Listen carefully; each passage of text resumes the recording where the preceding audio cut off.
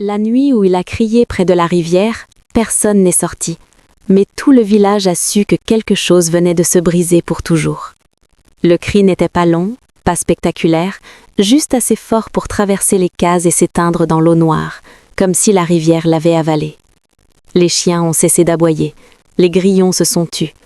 Et dans ce silence brutal, chacun a retenu son souffle, parce qu'au fond d'eux, ils savaient que ce cri venait de l'homme le plus beau du village, celui qu'on regardait avec envie le jour et qu'on oubliait de protéger la nuit.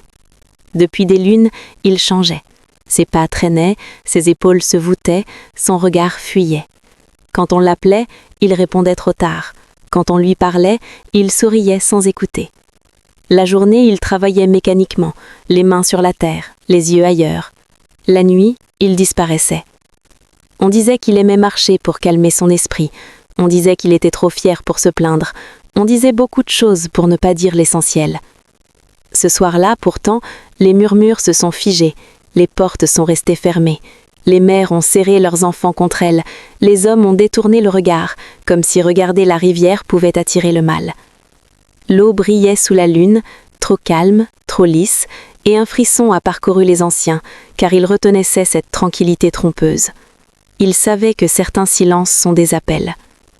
Au bord de l'eau, les roseaux frémissaient sans vent, le courant faisait un bruit doux, presque apaisant, comme une voix qui promet sans jamais forcer. Et lui était là, debout, immobile, le corps tendu, le regard vidé, les mains crispées, incapable de reculer, incapable d'avancer, comme si sa volonté ne lui appartenait plus. Quelque chose l'observait, pas avec colère, pas avec violence, avec désir. Au village, une torche est tombée, une autre s'est éteinte. Personne n'a bougé, car admettre le danger, c'était admettre qu'ils avaient laissé un homme s'affaiblir en silence, nuit après nuit. Et pendant que la rivière murmurait, une vérité insupportable commençait à se dessiner. Ce qui venait de l'appeler n'était pas humain, et ce qui allait se passer ne serait plus jamais un simple secret. Le lendemain du cri, le village s'est réveillé comme après une mauvaise nuit dont on se souvient sans oser en parler. Les gestes étaient les mêmes, mais plus lents, les salutations plus courtes, les regards glissaient vers la rivière, puis se détournaient aussitôt, comme si fixer trop longtemps l'eau pouvait attirer le malheur. L'homme était revenu à l'aube, seul, les pieds couverts de boue, les vêtements humides, le visage fermé. Il n'a expliqué rien. Il a simplement dit qu'il allait bien. Mais sa voix tremblait légèrement, et ceux qui l'aimaient vraiment ont compris que c'était un mensonge de survie, pas une vérité. Les jours suivants, quelque chose de subtil a changé. La nuit, on l'entendait marcher, toujours vers la rivière, toujours à la même heure. Les anciens ont commencé à chuchoter entre eux, assis à l'ombre des mambiers, évoquant des histoires qu'on ne racontait plus depuis longtemps, des histoires de forces anciennes, de promesses murmurées dans l'eau, de beauté qui attire ce qui ne doit pas être attiré. Mais personne ne parlait ouvertement, car nommer un danger, c'est parfois lui donner un visage. Lui, au centre de tout, devenait plus silencieux encore. Ses gestes perdaient leur assurance, ses mains, autrefois fermes, tremblaient quand il touchait l'eau pour se laver. Il évitait les regards, surtout ceux des femmes, comme s'il portait une honte invisible. La nuit, quand le village dormait, on voyait parfois une silhouette se refléter à la surface de la rivière, trop élégante, trop immobile pour être humaine. Le vent s'arrêtait alors, et l'eau murmurait doucement, appelant sans crier. Les tensions montaient. Certains disaient qu'il fallait l'empêcher de sortir la nuit. D'autres affirmaient qu'il ne fallait pas défier ce qu'on ne comprend pas. Le secret prenait forme, épais, dangereux, partagé sans mots. Et pendant que le village hésitait entre agir ou se taire, la rivière continuait d'attendre, patiente, certaine que le silence finirait par lui livrer ce qu'elle désirait. Car quand un secret est protégé par la peur, il ne disparaît pas, il grandit. Le conflit a éclaté le soir où il s'est effondré au milieu de la place, devant tout le monde, comme un arbre trop longtemps rongé de l'intérieur. Les tambours venaient à peine de commencer quand son corps a vacillé, ses genoux ont frappé la terre et un silence brutal a traversé la foule. Les femmes ont crié, les hommes ont couru, les anciens se sont levés d'un seul mouvement. Quand il a relevé la tête, ses yeux étaient rouges, perdus, et pour la première fois, il n'a pas cherché à sourire. Il a respiré difficilement, comme si l'air l'y manquait depuis des nuits entières. Puis il a parlé, d'une voix cassée, tremblante, mais claire. Il a dit que la rivière l'appelait, qu'elle l'attendait, qu'il n'y allait pas par désir, mais parce que ses pas s'y rendaient seuls, comme guidés par une volonté étrangère. Un murmure de stupeur a parcouru le village. Certains ont nié, d'autres ont baissé la tête. Les anciens ont échangé des regards lourds, car les mots qu'ils prononçaient confirmaient leurs pires craintes. Il a continué, racontant les nuits sans sommeil, la fatigue qui ne partait pas, cette présence silencieuse qui le regardait sans jamais le toucher, mais qui prenait quelque chose à chaque rencontre, sa force, sa paix, sa liberté. À mesure qu'il parlait, la colère est montée dans la foule, mêlée à la peur. Pourquoi personne n'avait rien vu? Pourquoi personne n'avait agi? Les accusations ont fusé, non pas contre lui, mais contre le silence collectif. Les anciens ont alors pris la parole, évoquant enfin les récits interdits, ceux qu'on garde pour les grandes catastrophes, les esprits de l'eau, jaloux, patients, qui se nourrissent de ce que les humains admirent trop. La rivière n'était pas un refuge, elle était un piège ancien. À cet instant, le conflit n'était plus seulement le sien, il appartenait à tout le village. Et pendant que la foule débattait, une certitude glaçante s'imposait. Révéler la vérité ne suffisait plus, il fallait agir ou accepter de perdre définitivement celui qu'ils avaient laissé souffrir en silence. Car cette nuit-là, la rivière n'avait pas encore dit son dernier mot.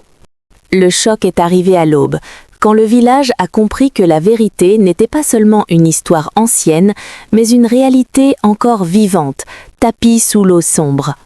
Les anciens ont conduit l'homme jusqu'à la rivière avant que le soleil ne se lève complètement, pendant que la brume s'accrochait à la surface comme un voile trop lourd pour se déchirer. Personne ne parlait. On n'entendait que le froissement des pas dans l'herbe humide, le souffle court de l'homme et le battement inquiet des cœurs. Arrivés au bord, les anciens ont tracé des signes dans la terre, allumé des torches et demandé au village de rester en retrait. L'eau, habituellement calme à cette heure, a commencé à frémir doucement, comme si elle respirait. L'homme s'est avancé malgré la peur qui le paralysait, les épaules tendues, le regard fixé sur la surface sombre, et à cet instant précis, la vérité s'est révélée sans détour. La rivière ne l'appelait pas par amour, mais par possession. L'eau s'est ouverte lentement et une silhouette est apparue, belle et terrifiante à la fois, immobile, silencieuse, observant l'homme avec une intensité qui a glacé tous les témoins. Ce n'était pas un être de chair ordinaire, mais une présence ancienne, patiente, nourrie par l'admiration, par la convoitise, par le désir de posséder ce que les humains élèvent trop haut. Les anciens ont compris alors ce qu'ils avaient refusé d'admettre.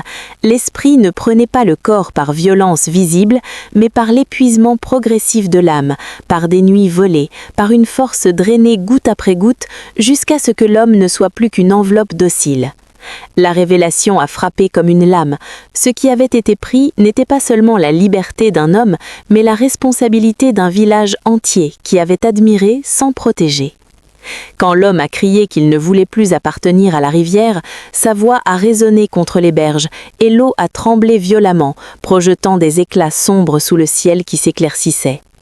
Les anciens ont levé leurs torches, récité les paroles interdites et pour la première fois depuis des générations, ils ont nommé la chose à voix haute, brisant le pacte du silence. La silhouette a reculé, non pas par peur, mais par contrainte, comme un pouvoir ancien qu'on empêche enfin d'agir. Et dans ce recul, le village a compris la grande vérité. L'esprit ne survivait que tant qu'on se taisait, tant qu'on détournait le regard, tant qu'on laissait l'admiration devenir abandon. Lorsque l'eau s'est refermée et que le calme est revenu, l'homme est tombé à genoux, vidé, tremblant, mais libre pour la première fois depuis longtemps. Le choc n'était pas seulement ce qu'ils avaient vu, mais ce qu'ils venaient de comprendre. Le mal le plus dangereux n'est pas toujours celui qui attaque, mais celui qu'on nourrit en silence. Et alors que le soleil montait enfin dans le ciel, une question terrible restait suspendue. La liberté retrouvée avait-elle un prix que le village n'avait pas encore payé? Les conséquences sont arrivées doucement, comme l'eau qui se retire après une crue, laissant derrière elle des traces impossibles à ignorer. L'homme n'est pas redevenu fort du jour au lendemain. Il marchait lentement, parlait peu, sursautait au moindre bruit de la rivière, Mais chaque matin, il respirait un peu mieux, comme si son souffle lui appartenait enfin. Le village, lui, avait changé plus profondément encore. On avait fermé les sentiers qui menaient à l'eau au crépuscule, les anciens se réunissaient à nouveau, et les champs oubliés reprenaient vie au lever du soleil. Ce n'était pas de la peur, mais une vigilance nouvelle, celle qui naît quand on a failli perdre quelqu'un à cause du silence. La rivière, autrefois admirée sans limite, est devenue un lieu respecté. On ne s'y vantait plus, on n'y provoquait plus, on n'y cherchait plus la gloire. Et c'est là que le karma a révélé sa forme la plus juste. L'esprit ancien n'a pas été détruit, mais privé de ce qui le nourrissait. Sans regard fasciné, sans admiration aveugle, sans corps livré par l'orgueil, sa présence s'est affaiblie, jusqu'à redevenir un murmure lointain, inoffensif tant que le village restait uni et conscient. L'homme, quant à lui, a appris la leçon la plus dure et la plus précieuse. Être désiré n'est pas être protégé, et la beauté sans vigilance attire parfois ce qui veut posséder, pas aimer. Il a cessé de se croire invincible, a appris à demander de l'aide, à poser des limites, à écouter les avertissements. Et dans ce changement, il est devenu plus fort que lorsqu'il était admiré par tous. La morale s'est imposée comme une évidence simple et puissante. Ce qui brille attire, mais ce qui n'est pas protégé peut être pris. Le danger ne vient pas toujours en criant, parfois il chante doucement jusqu'à ce qu'on lui ouvre la porte. Et un village qui protège les siens vaut toujours plus qu'un silence qui flatte l'orgueil. Si cette histoire t'a marqué, si elle t'a fait réfléchir sur le désir, le silence et la responsabilité collective, like la vidéo. Abonne-toi à la chaîne et active la cloche. D'autres histoires arrivent, des histoires africaines fortes, symboliques et vraies, pour rappeler que la vraie sagesse ne fait pas de bruit, mais elle sauve des vies.